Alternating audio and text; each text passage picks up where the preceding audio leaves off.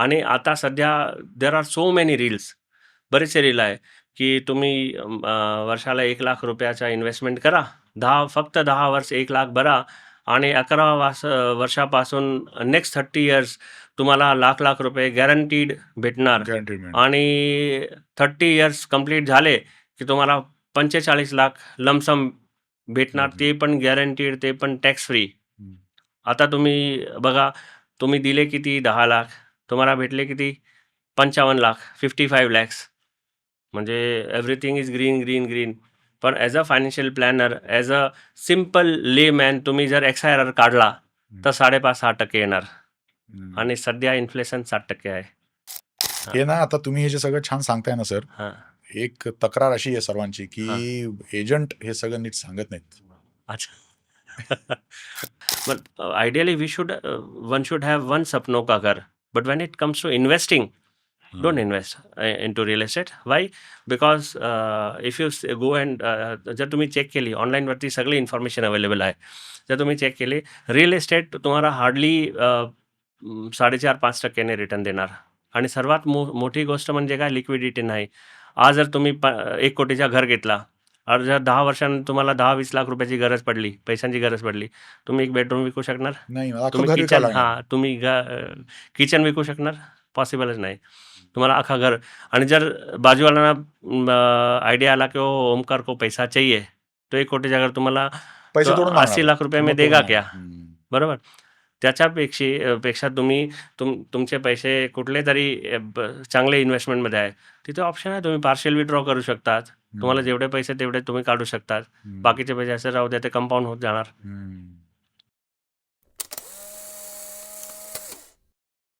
नमस्कार, वंदे मातरम, जय श्रीराम. आर्थिक नियोजन, आपल्याकडे असलेले पैसे व्यवस्थित वापरणं, त्यांचा उपभोगही घेणं आणि भविष्याची तजवीज व्यवस्थित करणं, या विषयावर आपण जेवढा विचार करू, जेवढं वाचू, जेवढं ऐकू, तेवढं कमीच असतं. आणि त्यामुळे हुशार माणसांबरोबर, ज्यांनी या क्षेत्रात खरोखर अनुभव कमावलाय आणि अनेकांना मदत केली, अशांकडून सतत शिकत राहायला पाहिजे.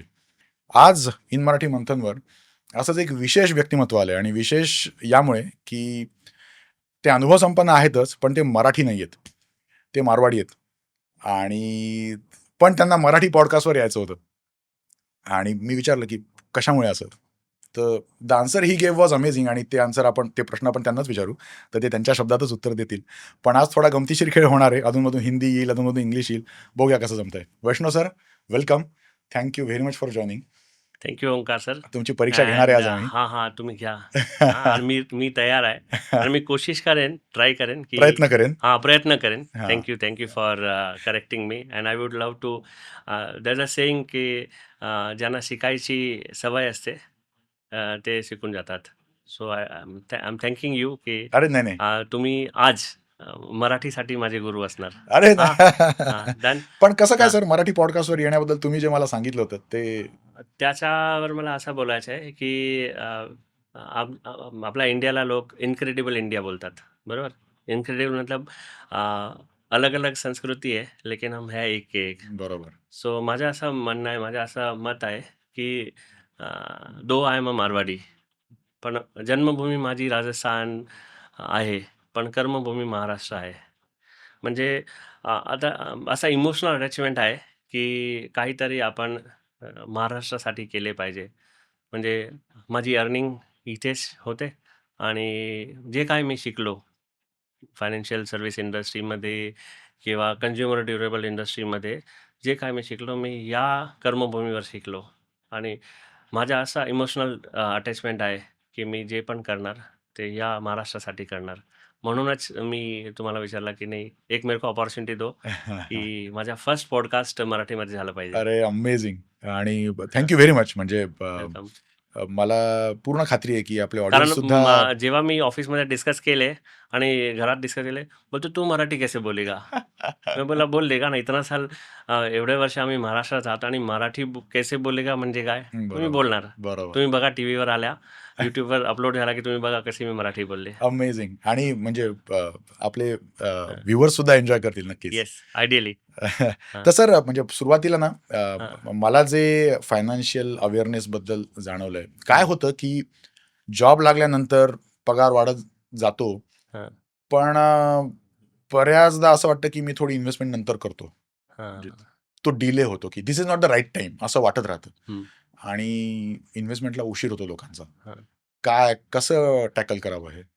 कसं टॅकल करावं? ओके. सो इन्व्हेस्टमेंट उशीर होत नाही. आपण स्वतः उशीर करतात. म्हणजे आज आणि आजच्या 20-25 वर्षाच्या आधी जी जनरेशन होती, मग त्या टायमाला इन्कम कमी होती, हं, पण इन्वेस्टमेंट करायची सवय होती. थोडा भी पैसा आया तो पहले सेव्ह करने का. बरोबर. बरोबर. आताची काय, आता पैसे आले की आपण एन्जॉय करायचा. हं, यही लाईफ है, बाद में नहीं मिली तो. हं, एक ट्रेंड आहे. हं. आणि आता तुम्ही Instagramवरती बघा या YouTubeवरती बघा, हिडन जेम. आता पैसे आले की EMI काढून पण तिकडे लोक फिरायला जातात. म्हणजे सेव्हिंग बाजूला. हं, आम्ही तुम्हाला एक एक एक्झाम्पल सांगतो. आता समजा तुमची वय 20 वर्ष आहे हं. आणि जर तुम्हाला कोणी आले आणि सांगितले की अच्छा ओमकार आपको रिटायर होने का 50 की उम्र में आणि कॅल्क्युलेशन दिली की तुम्हाला 3 कोटी रुपये लागणार, जेव्हा तुमची वय 50 वर्षाची झाली की. होणार. हां. आणि मी तुम्हाला सांगते की आता तुमची वय 20 आहे, 20 वर्ष आहे आणि तुम्हाला 50ची वयला तुम्हाला 3 कोटी रुपये लागणार. मग सांगा तुम्ही कितीची इन्व्हेस्टमेंट दर महिने केली की तुमचे 3 कोटीची जे इन्व्हेस्टमेंट कॉर्पस आहे ती बनवून जाणार? हं. अंदाज किती असणार? महिन्याला एक 10,000-15,000. 10,000 ची एस-आय-पी जर बरं. तुम्ही केली, महिन्याला 10,000 रेग्युलर आणि जर ती 12% व्याजाने पण वाढली, सी-ए-जी-आर 12% सी-आर, तर 50च्या ऐवजी तुम्हाला तुमच्याकडे 3 कोटीची इन्व्हेस्टमेंट कॉर्पस असणार. आता नंतर करू. आपण पहिले घूम लेते हैं थोडा. हां, 10 आणि वर्ष उशिरा. हां, 5 साल उशीर, बरं. 5 वर्ष उशीर झाले. हां. मग अंदाज किती तुम्हाला म्हणजे मी 20 वर्षाच्या ऐवजी 25व्या वर्षी जर एस-आय-पी सुरू केली, हां.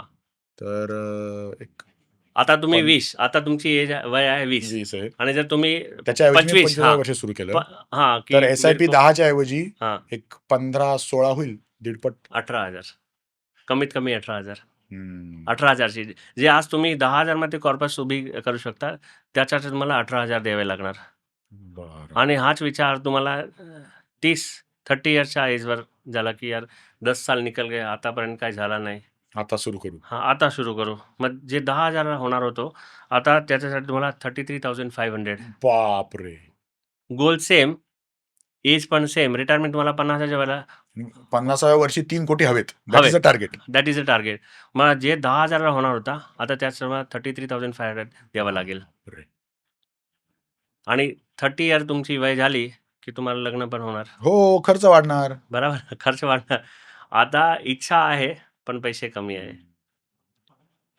मग क्वेश्चन तो नंतर बाद में देखते हैं. पगार बढ़ेगी ना, हं, तभी देखेंगे. हं, मग 5 वर्ष अजून गेले, की हं, चिल्ड्रन्स होतात. हं. हां, मग खर्च अजून वाढतात.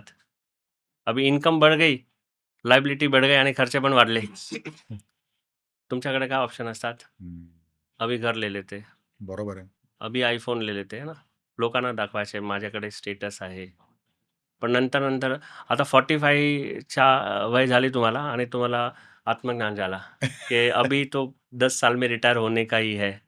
बरोबर? हं. आणि आपल्याकडे पैसे नाही तर अ, गावाला जायचं. हे होतं ना, बरोबर. 50 हां. की उम्र में लोगों को लगता है आता असं अभी नहीं वाटावं गाँव में. गावी जाऊन सेटल हां, व्हा गावी शांत. जाऊन सेटल. हां. गावी पण फ्रीमध्ये काही भेटत नाही. पैसे पाहिजे. तर तुम्ही पोस्टपोन केले. आता तुमच्याकडे पैसा आहे. तुम्ही यंग आहात. आता आताच्या जनरेशनमध्ये मी असं माझ्या कारण फायनान्शियल प्लॅनिंग माझ्याकडे जेन आहे, मिलेनियल्स आहे, सगळे कस्टमर्स आहे. आणि आमच्या वेळेला 25,000 ची पगार म्हणजे 25,000 कमा रहा है ये तो. आणि माझा फ्रेंड होता, त्याचा ब्रदर दुबईला गेला. अरे, उसका भाई तो दुबई में 25,000 कमाता है. दॅट वॉज अ ड्रीम, की मी पण हं. दुबईला जाणार 25,000 पगार कमावणार. आता लोकांचा 20 लॅक्स पर एनमचा हो, पॅकेज म्हणजे नॉर्मल. हो. आणि तेही पुरत नाही. हां, ते पण पुरत नाही आणि त्याच्यापेक्षा त्यांच्याकडे 20-25 लाखाची लायबिलिटी असते. एकच रिझन, नंतर करणार.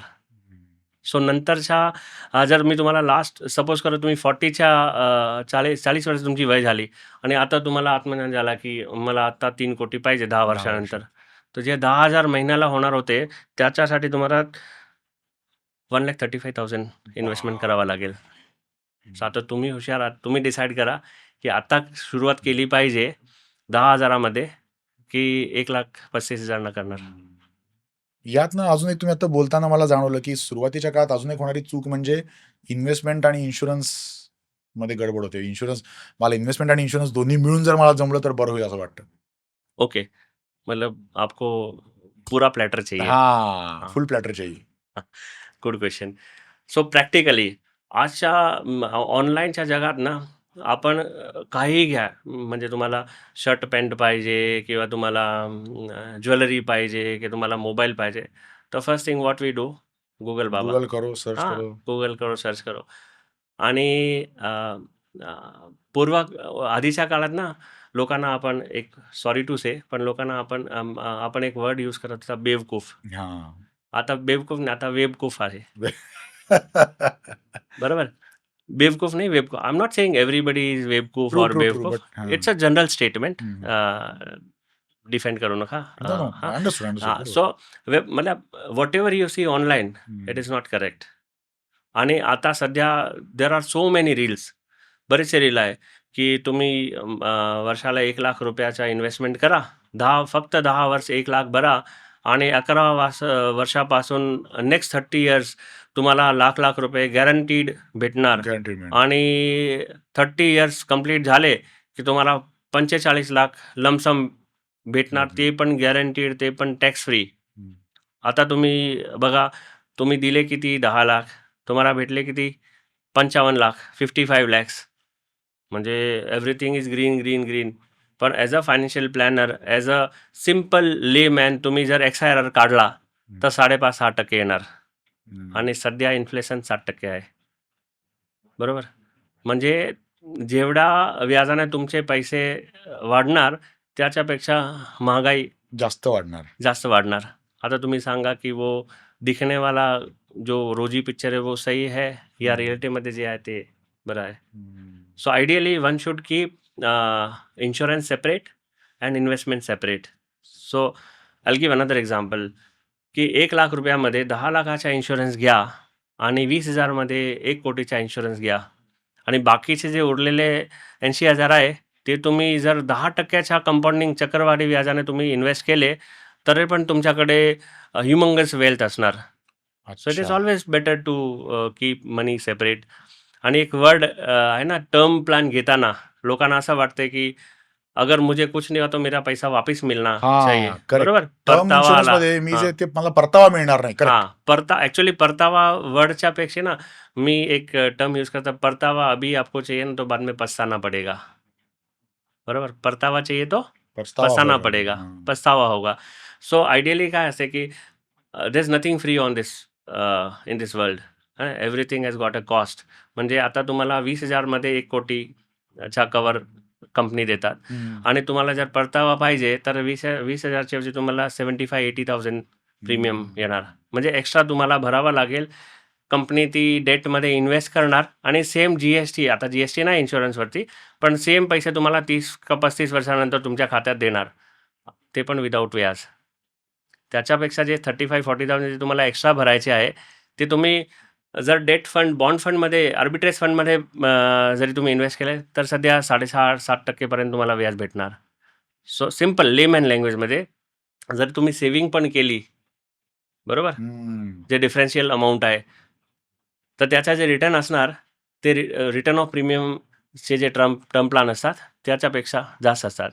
आणि on a personal note, as a financial adviser, मी सजेस्ट करणार की टर्म प्लॅन घेताना तुम्ही तुमच्या ॲडवायझरला विचारा की असे काही प्लॅन्स आहे मार्केटमध्ये जे तुम्हाला अर्ली एक्झिटची ऑप्शन देतात. म्हणजे आता सपोज करा तुम्ही 40,000चा प्रीमियम, प्रीमियम देतोय. ॲन्युअल प्रीमियम तुम्ही भरतात आणि नेक्स्ट 15 इयर तुम्ही भरणार. आता एक्झाम्पलला तुमची वय सध्या सपोज करा 25 वर्ष तुमची वय आहे आणि तुमच्या ॲन्युअल प्रीमियम आहे 50,000 रुपीज, बरोबर. आणि नेक्स्ट 15 वर्ष तुम्हाला प्रीमियम भरायचा आहे 1 कोटीच्या सम अश्युअर्डसाठी. म्हणजे तुम्ही किती पैसे भरणार? 50,000 एव्हरी इयर, 50, बरोबर. आणि 15 वर्ष तुम्हाला भरायचे, म्हणजे 7.5 लाख रुपये तुम्ही भरणार, बरोबर. आता there are plans in most of the companies की तुमची वय 60 वर्ष कंप्लीट झाली हम्म. की 65 वर्षे कंप्लीट झाली, दरेक कंपनीचे दरेक टर्म्स अँड कंडिशन हां. सेपरेट वेगळे असतात. हां.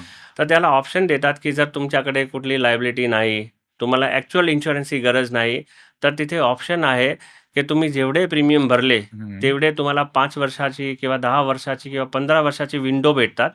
तुम्ही इन्शुरन्स कंपनीला सांगू शकतात की भाई मेरे पैसे दे दो, अभी मेरे को जरूरत नाही आहे. याला अर्ली एक्झिट म्हणतात. असं पण बरं. फीचर्स आहे. सो बरं. Rather than going for a plan with return of premium, परतावावाले टर्म प्लॅन घेण्यापेक्षा इनबिल्ट फीचर्स आहे, काहीतरी प्लॅन्स आहे मार्केटमध्ये. तुम्ही कमेंट करून विचारले तर मी माझी टीम तुम्हाला संपर्क करेल की कुठली कंपनी तुम्हाला अर्ली एक्झिटची ऑप्शन देते, बरं. जिथे तुम्हाला सेम कॉस्टमध्ये एक्झॅक्ट 1 कोटी, 2 कोटी, 3 कोटी जेवढी तुमची एलिजिबिलिटी आहे तेवढा तुम्हाला कोटेशन भेटेल आणि अर्ली एक्झिटची फॅसिलिटी पण भेटेल. बरं. सो डोंट गो फॉर परतावा, हम्म. Go with the absolute thing. Nice. हां. हे ना आता तुम्ही हे जे सगळं छान सांगताय ना सर, हां. एक तक्रार अशी आहे सर्वांची की हां. एजंट हे सगळं नीट सांगत नाहीत. अच्छा. ग्रेट.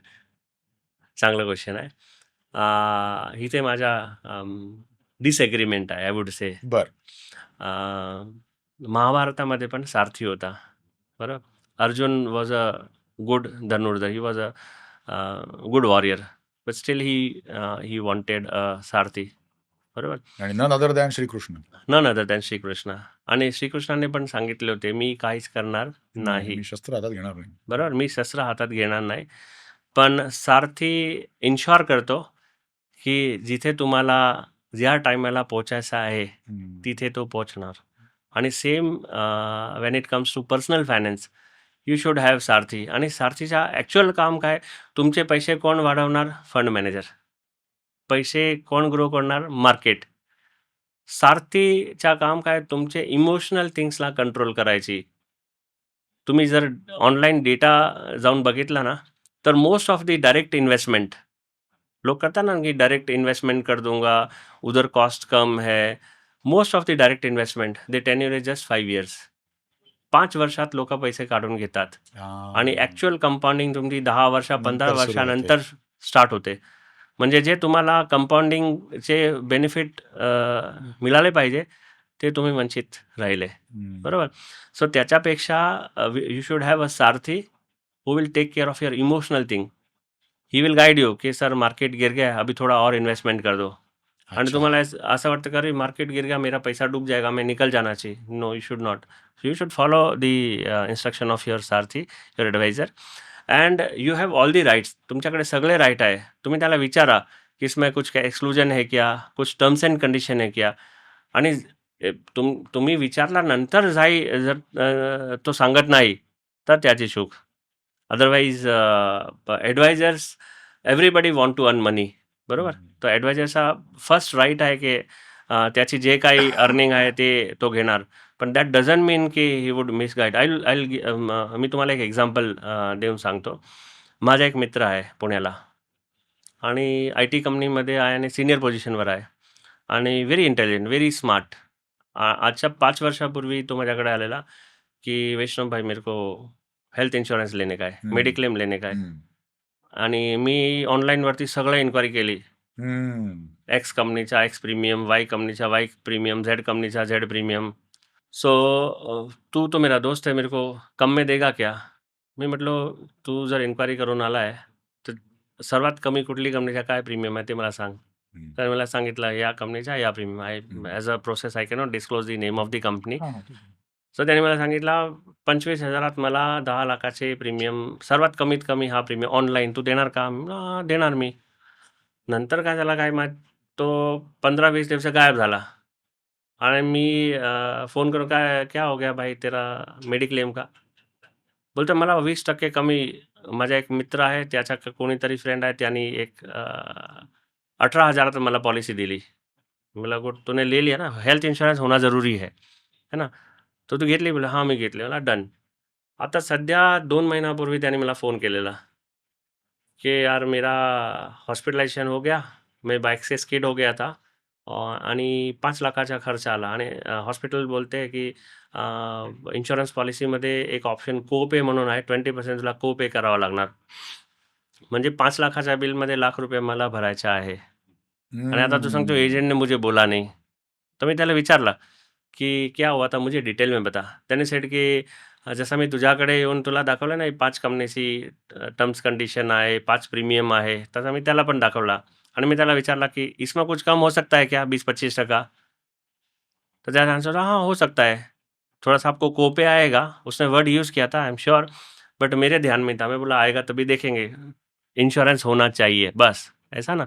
तो टिक मार्क एक्टिविटी मत करना whenever it comes to your finance ना. एक कहावत है, पैसे की बात है हल्के में मत लेना. So ideally whenever you are buying anything, जैसे हम मोबाइल लेने जाते हैं ना तो सब देखते हैं इसका ऑनलाइन फीचर्स ऐसा था, आपके पास है क्या.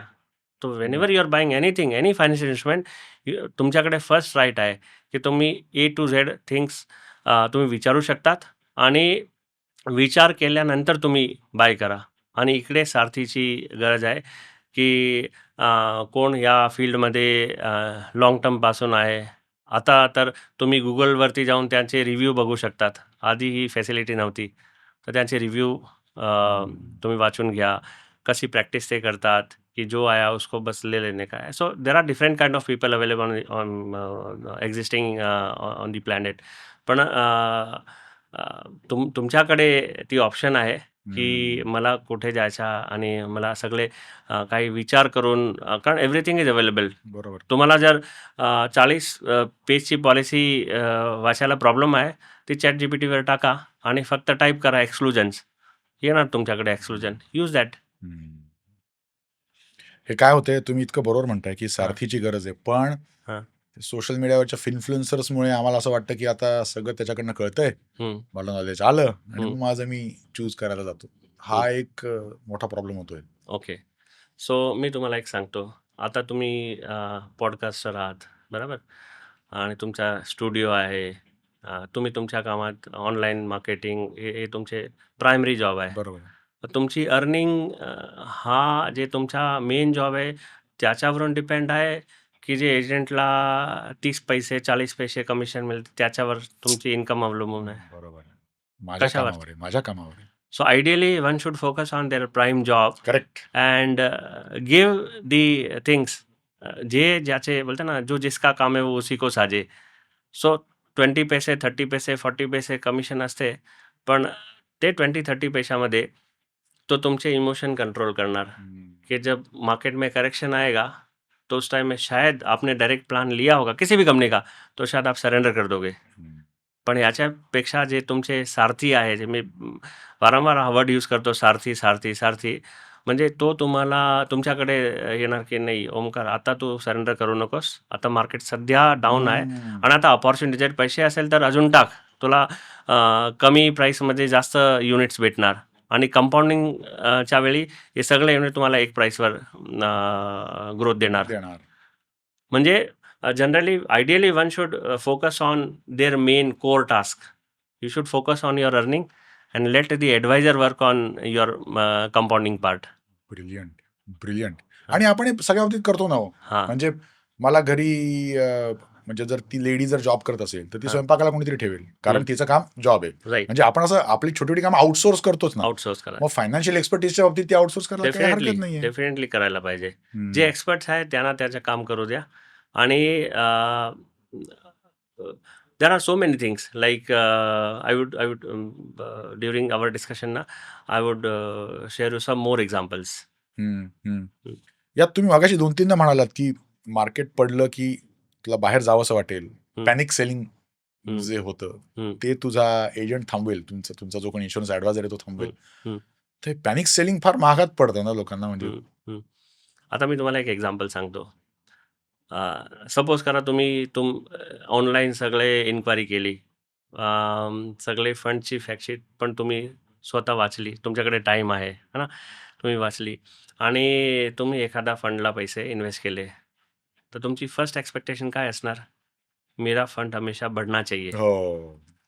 बरोबर. अशीच सर्वांची एक्सपेक्टेशन असते की मैंने पैसा डाला वो बढ़ना ही चाहिए. वन वे मार्केट गेला पाहिजे. प्रॅक्टिकली हा पॉसिबल आहे? Yes no not possible. बरोबर. अच्छा, जर तुमचा फंड वन वे वाढत गेला तर आज सपोज करा तुम्ही 1 लाख रुपये इन्व्हेस्ट केले आणि आज 10 रुपयाची NAV आहे.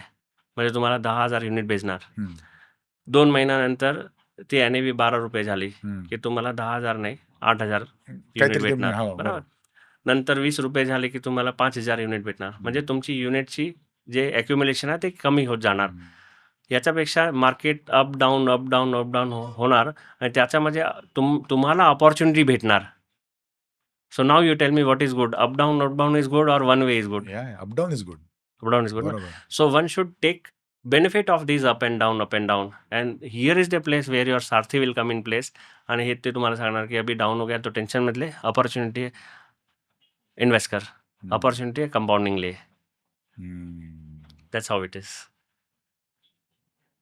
फक्त त्यासाठी सारथी अपॉइंट केला पाहिजे. हां. आणि अपॉइंट करण्याच्या पूर्वी तुम्ही त्यांचे रिव्ह्यूज, त्यांचा एक्सपिरियन्स, कस्टमर रिव्ह्यूज ते ऑनलाईन अवेलेबल असतात ते बघायला पाहिजे. तुम्ही हे सगळं थोडं इन्शुरन्स आणि SIPs, म्युच्युअल फंड्स यावर बोलताय. थोडं आमच्या मराठी माणसांचं रिअल इस्टेट आणि सोन्यावर फार प्रेम आहे. अच्छा. तर तुमच्या समोर आता एक मारवाडी महाराष्ट्रीयन बसलेला आहे. हो, एक्झॅक्टली. हां. आता आज जे तुमच्या समोर बसला आहे तो मारवाडी महाराष्ट्रीयन आहे, बरोबर. तो हे जे तुमचं आहे ना की सोनं आणि रिअल इस्टेट हे सगळ्यांची पॅशन आहे, इमोशन आहे.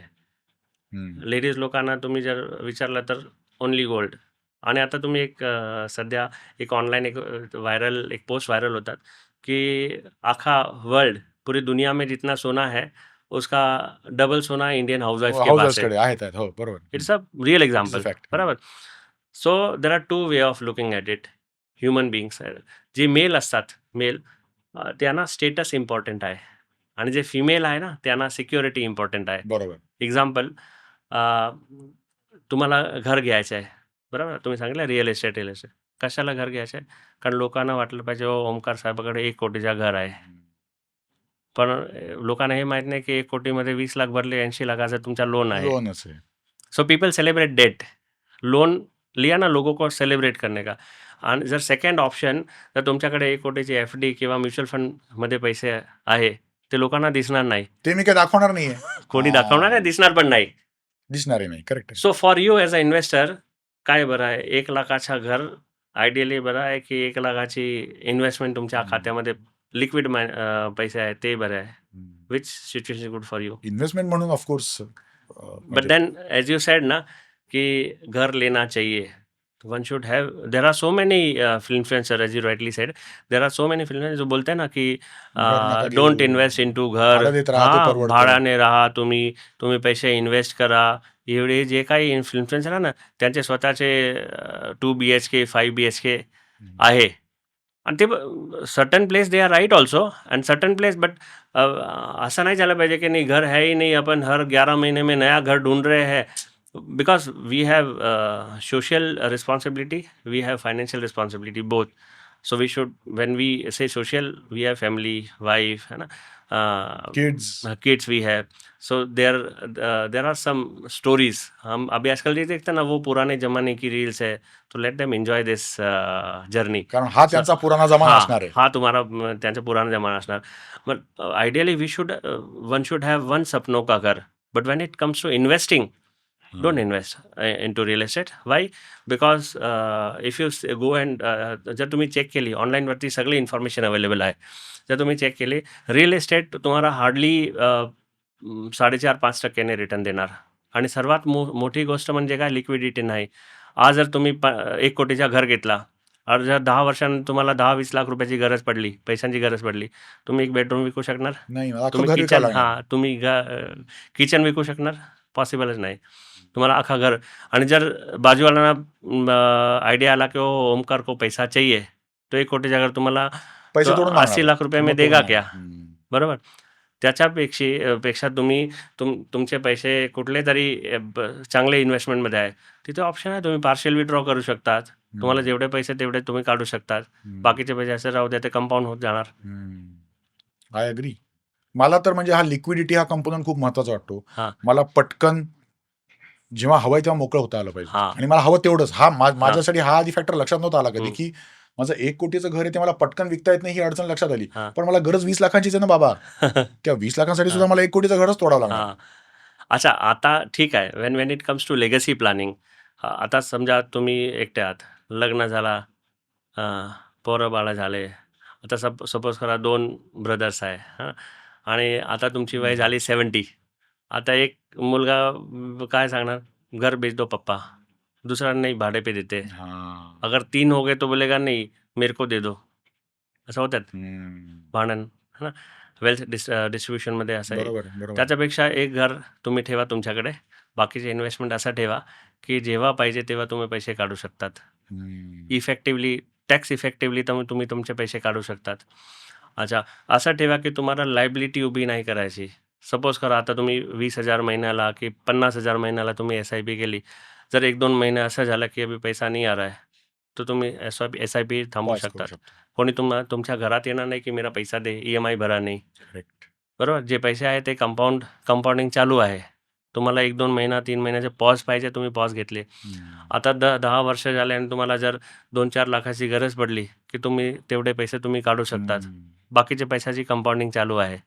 असा इन्वेस्टमेंट बरा कि नहीं लायबिलिटी ले लो पहले, लोगों को दिखाओ, फिर इन्वेस्टमेंट करो, पैसे की ज़रूरत पड़ी तो फिर लोन ले लो दोबारा, loan against property. You decide which is good. Makes sense. Makes perfect sense. Yes. हे सगळं इक्वेशन कसं बसवायचं सर? म्हणजे एखाद्याला जर आज फायनान्शियल प्लॅनिंग सुरू करायची वाव. तर this is very is good there an question. Equation? हा. ते म्हणजे सगळ्यांचे असतात इक्वेशन. माझा पर्सनल हा इक्वेशन आहे. So FFGWC, financial freedom, generational wealth creation. बरं. FFGWC equal to financial freedom, generational wealth creation. I'm using the word generational wealth creation. And this is for whom? हा कोणासाठी आहे? जे आपले जेनजीज आहे ना सध्याचे, जे 20 वयाच्या 20 वर्षात ज्यांची 12 लाख पर एनम किंवा 20 लाख पर एनम अशी इन्कम आहे, हा त्यांच्यासाठी स्पेसिफिकली त्यांच्यासाठी आहे ना, जे मिलेनियन्स आहे. Okay. So FFGWC equal to LI plus HI plus PA plus EF plus IV बर. Equal to FFGWC. Financial freedom, generational wealth creation equal to LI. LI म्हणजे life life insurance. Insurance. Doesn't mean buying saving insurance plan. याचा LI म्हणजे pure term plan. बरोबर. तुम्ही wrong घेऊ नका कि अभी तो बोल रहे थे कि इन्वेस्टमेंट सेपरेट रखो और इंश्योरेंस सेपरेट रखो, और अभी बोल रहे LI पहला. No, LI means pure term plan. LI म्हणजे प्योर टर्म प्लान. आजकाल ॲड बी आते ना, सबसे पहले इन्शुरन्स. बरोबर आहे. So why LI first? Because तुमच्या जर्नीमध्ये एव्हरीथिंग इज अनसर्टन. आता माझे ड्रीम आहे की ओके लड़के को मैं डॉक्टर बनाऊंगा. आता माझा ड्रीम आहे की डेस्टिनेशन वेडिंग करायची आहे, त्याच्यासाठी पैसे पाहिजे आणि माझी गुंतवणूक चालू आहे. पण life is uncertain. If anything happens, EMI कोण भरणार? ते ड्रीमच्या काय होणार? सो सर्वात आधी प्युअर टर्म प्लॅन LI. आता LI झाला, मग सेकंड अनसर्टन्टी आहे. There are 3-4 D. 3D आता 3D आहे ना, 3D. तो पहिला D आहे डेथ. सो डेथचा प्रोटेक्शन तुम्ही LI प्युअर टर्म घेतला की तो प्रोटेक्शन तुम्हाला बरोबर. होऊन जाणार. आता HI म्हणजे हेल्थ इन्शुरन्स. मरना तय है लेकिन कब होगा पता नहीं, लेकिन बीमार होना तो तय है. राईट. वो कभी भी हो सकते. अँड टुडे अच्छा तुम्ही हॉस्पिटलचे जे रूम रेंट आहे ते बघा आणि हॉटेलचे जे रूम रेंट आहे ते बघा. आय थिंक हॉस्पिटलचे रूम रेंट फार महाग आहे. आणि हॉस्पिटलचे रूम जर तुम्ही बघितले, हॉटेलपेक्षा ते रूम वेल डेकोरेटेड आहे आणि फ्री. या जगात फ्री काहीच नाही. आणि जर तुम्ही एक एंट्री हॉस्पिटलमध्ये मारून आला 7 दिवसात, तर तुमचे 5-10 लाख असे जाणार तुम्हाला माहीत पण नाही. बरोबर. So you should have health insurance in place. Third मी सांगितला PA म्हणजे पर्सनल ॲक्सिडेंट पॉलिसी. ओके. अच्छा. म्हणजे मैं जिंदा भी हूँ, ओके, और मैं बीमार भी नहीं पडा आणि मी रस्त्यावर चालताना कुठेतरी काहीतरी ॲक्सिडेंट झाला. आता एक केस आहे की जे आपले 1993चे जे बॉम्ब ब्लास्ट झाले ना शेअर मार्केटमध्ये, तिकडे एक बेलवाला होता. तो बिकॉज ऑफ दैट साउंड ना ही गॉट डम. उसको सुनने का बंद हो गया. अच्छा. और सदमा लगा और उसकी आवाज़ भी चली गई, विच इज़ इरिकवरेबल.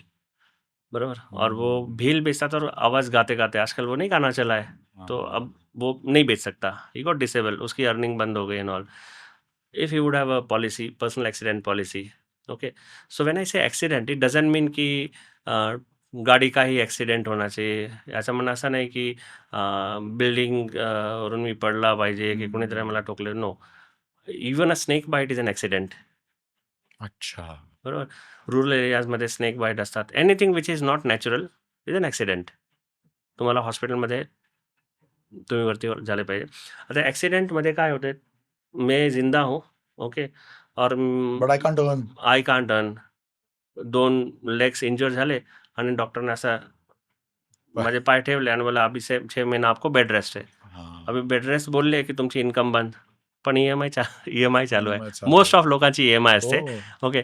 आता ती ई-एम-आय पण चालू आहे आणि तुमच्या घरचा खर्च पण चालू आहे आणि तुमच्याकडे पी-ए पॉलिसी पण नाही, तुमच्याकडे एल-आय पण नाही, तुमच्याकडे जी-आय पण नाही. मेरा तो सर एस-आय-पी चालू आहे ना, पैसा आना चाहिए. आता तुमचे पैसे जे तुम्ही गुंतवणुकीसाठी ठेवले, आता सांगा जर L I plus H I plus P A नाही, तर काय तुमची वेल्थ तुम्ही बनवू शकतात? Yes, no. जे आहे तोच खड्डा पडेल. बरोबर. सो पी-एमध्ये असं फीचर्स असतात, ज्याला आपण म्हणतात टेम्पररी टोटल डिसेबलमेंट. म्हणजे डिसेबलमेंट आहे, टोटल आहे. मी हलू शकत नाही, पण मी temporary. अर्निंग करायला जाऊ शकत नाही आणि टोटल आहे, पण टेम्पररी आहे. 6 महिन्यासाठी किंवा 3 महिन्यासाठी किंवा सर्टन केसेसमध्ये 9-9 महिन्याचे रेस्ट डॉक्टर सांगतात. बरं. मग त्यावेळेला तुम्हाला पैशाची गरज असते. तुमचा एस-आय-पी, तुम्हाला तुमचे ई-एम-आय, तुमची स्कूल फीस, तुमचे घरचा खर्च ते कंटिन्यू राहते. बरोबर. त्याचं कुठून पैसे येणार? तर आता मी तुम्हाला सांगतो 12,000 मध्ये तुम्हाला 1 कोटीच्या पर्सनल ॲक्सिडेंट पॉलिसी मार्केटमध्ये अवेलेबल आहे. अलग-अलग, वेगळे-वेगळे आमचे वेगळे-वेगळे प्रीमियम असतात. ते आपण ज्यांना हो, हो. इन्क्वायरी पाहिजे ते कमेंटमध्ये सांगू शकतात. Personalise quote we can give. आणि वर्षाचे 12,000 म्हणजे महिन्याला 1,000 म्हणजे रोजचे ₹30. ₹30. ₹30 तुम्हाला 1 कोटीच्या ॲक्सिडेंटल पॉलिसी मार्केटमध्ये अवेलेबल आहे. Ideally one should have. एक चहा तुम्ही सोडा, पण एक पी-ए पॉलिसी घ्या. कुठून तरी घ्या. मार्केटमध्ये अवेलेबल आहे. ऑनलाईन घ्या, पण you should have L I plus G I plus P A. PA. हे 3 झाले. त्याच्यानंतर one should definitely have a emergency fund. आणि EF. स्पेशली जे सर्व्हिस सेक्टरला आहेत, पगारावरती डिपेंड आहे, त्यांना तर हा इमर्जन्सी फंड उभा करायलाच पाहिजे. की कोविडसारखी सिच्युएशन आली, की आता ए-आय इज टेकिंग जॉब्स, हो. असं काही पोझिशन झाली आणि तुम्हाला बॉसने सांगितले कल से आने का नहीं. आता दुसरी नोकरी भेटण्यापूर्वी आता तुम्हाला 2 महिने पण लागू शकतात, 3 महिने पण लागू शकतात, वर्षभराचा टाइम पण. आता तुमच्याकडे पैसे नाही. तो जो डेजिग्नेशन पे अभी काम कर रहे हो ना, उससे नीचे पे काम करना पडेगा. आणि पुढचं काम तुम्हाला कधी भेटणार ते गॉड ओनली नोज. आणि कोविडसारखी सिच्युएशन झाली आणि जर तुम्ही बिझनेसमॅन पण आहात, तुमचे दुकान बंद आहे. So one should have emergency fund as well. At least कमीत कमी 6 महिनाच्या तुमच्याकडे मी तेच इमर्जन्सी. विचारणार होतो. 6 आणि महिन्याची व्हेन आई तयारी से पाहिजे. इमरजेंसी फंड, मेरा तो एस-आय-पी चालू है ना सर. अब मैं आपको बताता हूँ, कोविड के टाइम पे अच्छा. मार्केट 30% 40% डाउन हो गया. अभी तेरा पैसा तो 1 करोड़ का 60 लाख पे हो गया, बरोबर. और उसमें से भी तू पैसा निकाल लेगा. बरोबर. ते विल इमर्जन्सी इट फंड कसं कंपाउंड? झालं? हाँ, विल इट कंपाउंड? हां. नो, इधर सारथी की जरूरत है. So you should have emergency fund. एक फंड ऐसा होना चाहिए जहाँ पे कुछ किसी भी कंडीशन में पैसा, आपका जो कैपिटल है वो इरोड नहीं होगा एंड इट विल कंपाउंड. म्हणजे मग यहाँ पे 24% ब्याज नाही भेटणार, हां. यहाँ पे 12% व्याज नाही भेटणार, यहाँ पे 6-7% भेटणार. Typical पण that savings. Is typical saving आणि लिक्विड सेव्हिंग. म्हणजे आज पाहिजे तर तुम्हाला आज रिक्वेस्ट दिली की परवा तुमच्या खात्यात पैसे येणार. एन्जॉय करा तुम्ही. म्हणजे हे एफ-डी वगैरे करावं मग? आर्बिट्रेज फंड असतात, डेट डेट फंड असतात, हं. तुमच्या रिक्वायरमेंट प्रमाणे. बरं. बँकमध्ये 2%, 3%, 4% सेव्हिंग्समध्ये ठेवू नका. There are better options available. बरं.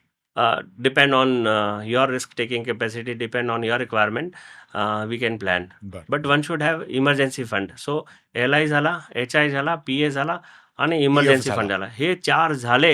हां. मग तुम्ही विचार करा की आता आय-व्ही म्हणजे investment vehicle, asset wealth creation. So saving आणि वेल्थ क्रिएशन या दोघांमध्ये एक डिफरन्स आहे. सेव्हिंग म्हणजे फक्त पैसे जमा करणे, करेक्ट. है ना. Correct. आता किधर भी पैसा जमा करके रख देने का, दॅट इज सेव्हिंग.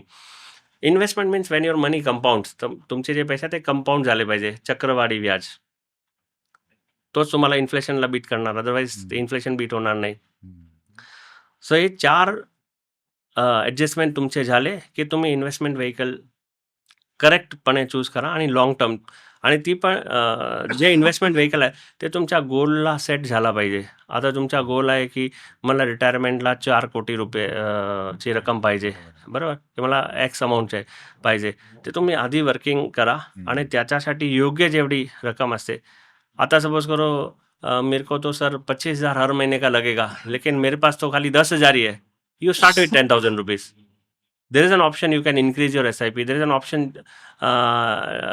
जिथे तुम्ही टॉपअप पण करू शकतात. आणि म्युच्युअल फंडमध्ये सध्या एक ऑप्शन आहे. It is like a current account.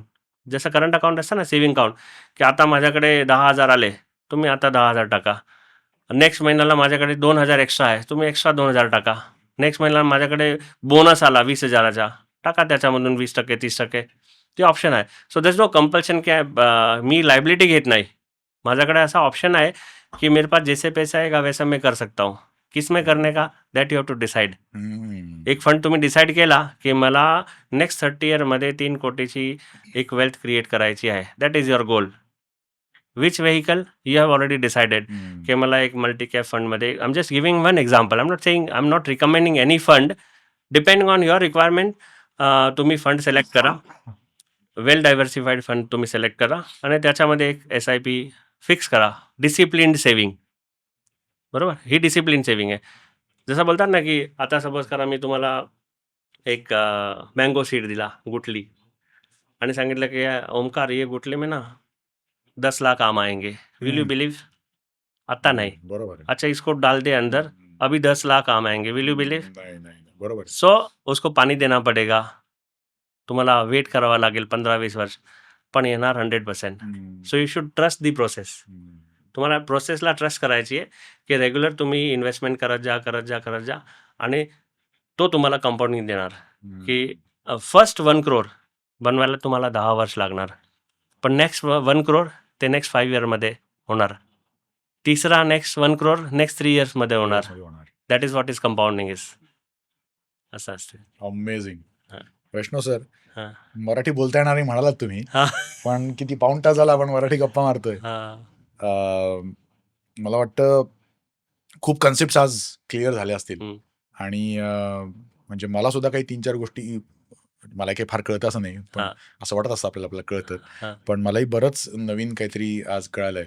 आणि आय एम 100% शुअर व्ह्युअर्सना सुद्धा पर्सनल फायनान्स सिरियसली का घ्यायला हवा हां. आणि सिरियसली घ्यायचा असेल तर तो कसा घ्यायला हवा, राईट. हे चांगलं गायडन्स मिळालं असेल. Thank you. Vaishnav sir, thank you so much for coming.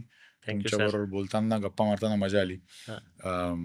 आणि तुमचं मराठी खरंच चांगलं आहे, थँक्यू. त्यामुळे people will Yeah, will people- definitely enjoy. Yes, yes, absolutely. Marwari Maharashtrian कैसे बोलता है. करेक्ट. हां. सो सर म्हणाले तसं पैशांचा विषय सिरियसली घ्या, हां. काळजी घ्या. हां. पैसे की बातें लाइटली मत लेना. लाइटली मत लेना. येस, इसी नोट पे आज रुकते हैं. हां. भेटूया पुढच्या पॉडकास्टमध्ये. नमस्कार, वंदे मातरम, जय श्रीराम.